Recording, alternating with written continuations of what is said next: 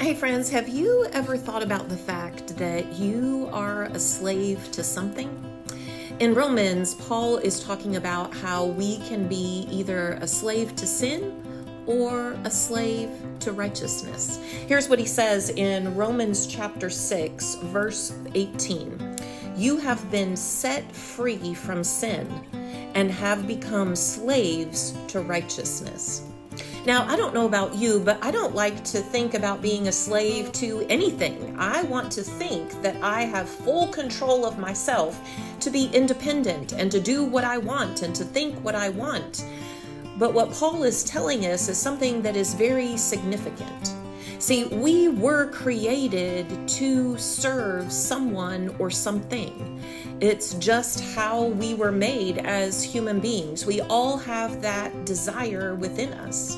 And so the question is not, am I a slave or am I serving something? It is, what or who am I serving?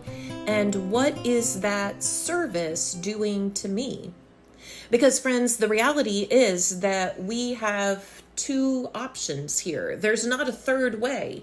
We can either choose to be a slave to sin, which seems like it's going to produce freedom, seems like it's going to offer us freedom. But what it does is it produces bondage and it produces death. Or in Christ, we have the opportunity to be a slave to God and a slave to righteousness. And what does that look like? Well, righteousness causes us to surrender everything from our past, to surrender everything that we have, to give it all over to God. And that surrender produces holiness and true life.